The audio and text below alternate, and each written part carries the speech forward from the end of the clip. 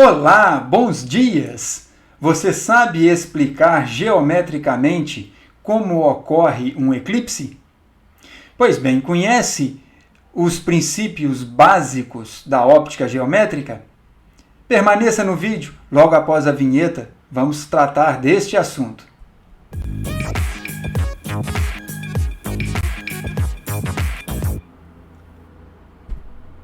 Saudações, meu querido, minha querida! Seja bem-vindo e bem-vinda ao canal Física Toda Hora. Eu sou o professor Delton e neste momento de aprendizado vamos tratar dos princípios iniciais, os princípios básicos para explicar os fenômenos da óptica geométrica. Neste vídeo vamos tratar de dois princípios e alguns exemplos de aplicação usando esses princípios. No mais, vamos seguir aqui. Antes disso, aproveite esse momentinho, se inscreva aí no canal, basta um clique, dê seu joinha, compartilhe o vídeo com seus colegas. Bem, o primeiro princípio diz que a luz propaga em linha reta, em todo o meio homogêneo e transparente. Isso é fundamental. Você já viu luz fazer curva? Pois bem, se ela fizesse curva, não haveria sombra dos objetos, não é? A luz iria fazer o contorno do objeto. Isso não ocorre. Outro princípio muito importante é o princípio da independência dos raios de luz. Observe essa figura. Nesta figura você pode observar que os raios de cores diferentes passam um pelo outro e não se misturam, não é isso? Observe, por exemplo, esse raio de luz lilás aqui, olha, passa pelo amarelo, outro amarelo, passa pelo azul, eles cruzam e não muda a trajetória. Não altera nada na trajetória de um raio quando ele passa por outro. Isto é, os raios de luz são independentes entre si. Um deles não interfere com os demais. Esses dois princípios nos permitem explicar vários fenômenos da física e da óptica. Esses princípios são observados na natureza ao longo de muitos anos e até o presente momento nenhum comportamento diferente dos dois princípios para derrubá-los. Portanto, continuam válidos. Para começar, um exemplo explicando e usando esses dois princípios, vamos falar do eclipse solar.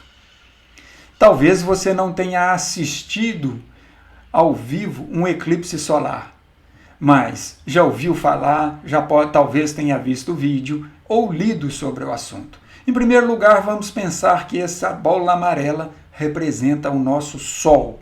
Aqui nós temos a representação da Terra, da Lua e sua trajetória, a sua órbita em torno da Terra.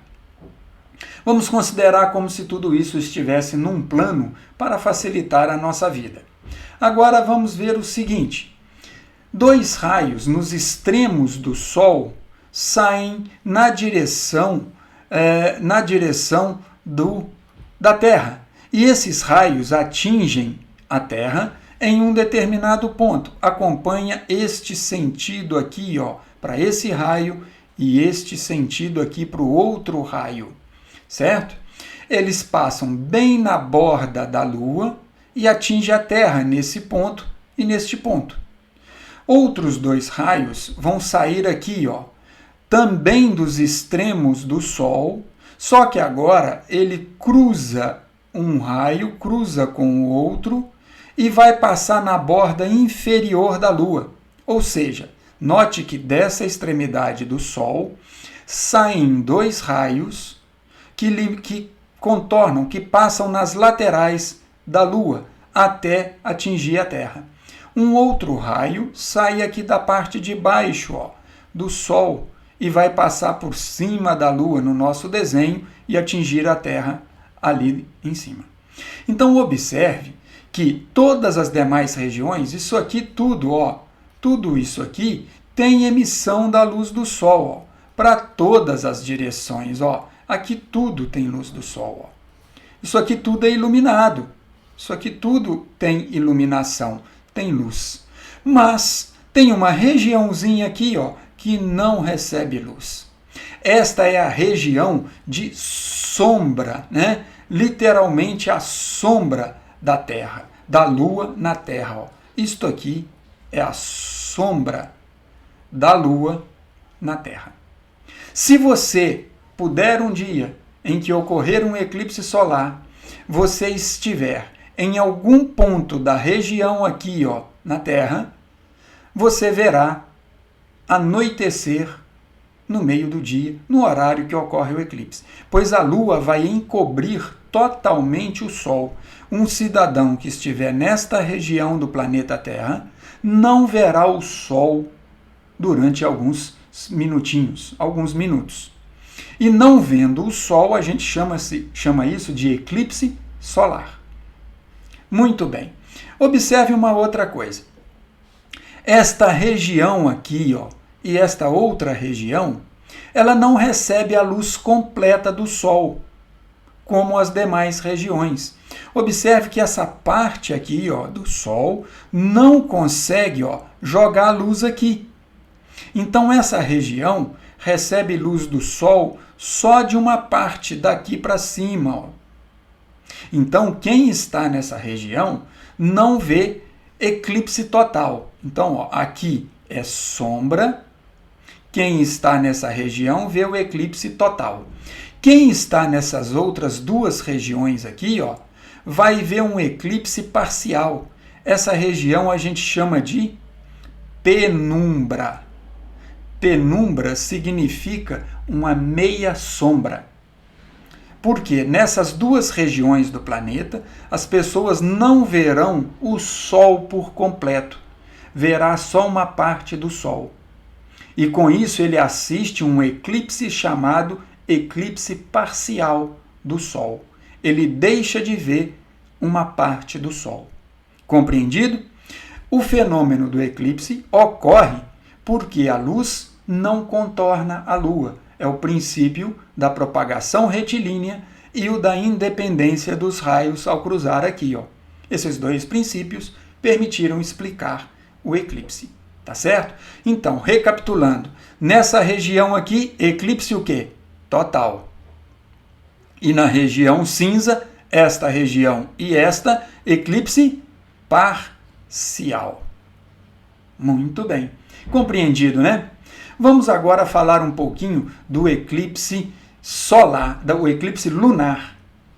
O que ocorre? Aqui eu já coloquei direto porque você já compreendeu o raciocínio. Desta extremidade saem dois raios de luz, um passa na lateral aqui da Terra, o outro na outra lateral da Terra, e aqui embaixo dois raios passando também pela Terra. Lembre-se que nessa outra região aqui, toda a região vai ter luz do Sol. Ó. Nesta região aqui, isso aqui tudo tem luz. Ó. Isso aqui tudo tem luz em todas as direções aqui. Ó. No entanto, observe que o Sol não consegue iluminar essa região. Esta região é a sombra que a Terra faz numa região do espaço. Esta sombra da Terra, ela está encobrindo então a Lua. Quando a Lua entra nesta região de sombra da Terra, olhe, a trajetória da Lua está aqui. Quando a Lua entra nesta região de sombra, ela não consegue refletir luz para a Terra, pois ela não recebe luz do Sol para refletir para a Terra. Então, deixamos de ver a Lua. O eclipse lunar é mais frequente e provavelmente você já assistiu um eclipse lunar ou parcial. Fique atento à mídia, às divulgações de quando terá outro eclipse. Assista, é muito bonito. Muito bem. Uma outra aplicação para os princípios da independência dos raios e propagação retilínea ocorre com a câmara escura. O que é uma câmara escura? É uma caixa com um orifício pequeno, um orifício feito por uma agulha. O extremo oposto a esse orifício você pode cortar um pedaço dessa caixa, desse papelão, e colocar um papel vegetal, que é um papel translúcido, um papel que permite formar uma imagem sem a luz passar totalmente para o outro lado. E aí o que acontece? Se você tem um objeto aqui emitindo luz, parte da luz vai entrar nesse orifício e vai formar uma imagem do objeto aqui atrás, como nesta figura. Ó. Tranquilo? Observe, esta árvore está refletindo a luz de um ambiente.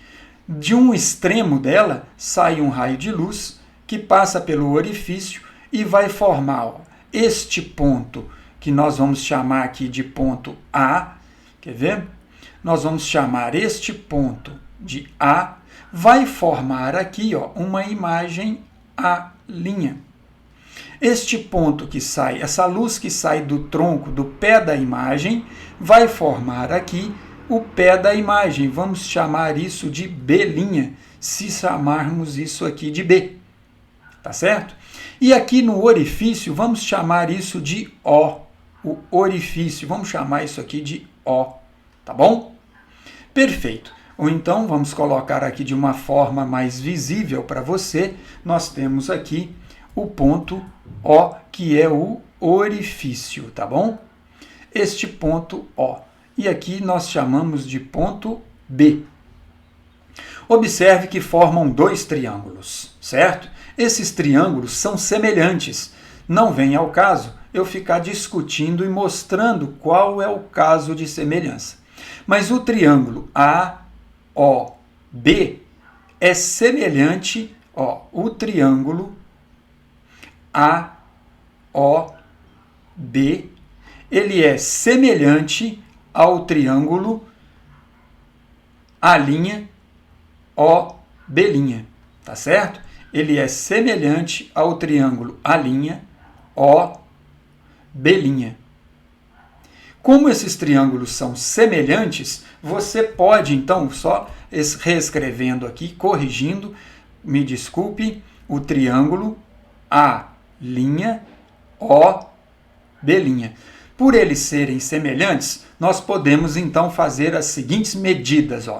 Vamos medir aqui esta distância AB está para A'B'. Então, nós podemos escrever que o segmento ou a distância AB está para A'B'. Assim como esta distância, atenção, a distância daqui até o orifício, essa distância que nós podemos, por exemplo, chamar de x ou de y, distância do objeto ao orifício, podemos chamar isso aqui de distância do objeto até o orifício, e a distância que vai do orifício até o fundo da caixa onde está a imagem. Isso aqui é a profundidade da caixa, tá certo? Então é a profundidade da caixa, é a distância do orifício até a imagem formada daquele objeto, distância da imagem, DI, que está no fundo da caixa. Então nós podemos escrever que a distância do objeto ao orifício está para a distância da imagem até o orifício. Essa semelhança de triângulo permite você calcular, sabendo a medida da imagem, a distância, a profundidade da caixa. Você pode medir a distância do objeto até o orifício e pode determinar, então, o tamanho desse objeto. É uma maneira de determinar tamanho. Existe uma outra forma de determinar tamanho de uma árvore, de um edifício, e aí fica para você, pode ficar para um outro vídeo. Espero que você tenha compreendido mais um pouco dos conceitos de física e aplicação da ótica geométrica. Já se inscreveu aí no canal? Vai aí, dê seu like, compartilhe o vídeo com seus colegas e se inscreva no canal. No mais, Aquele abraço, até o próximo vídeo. Bons estudos!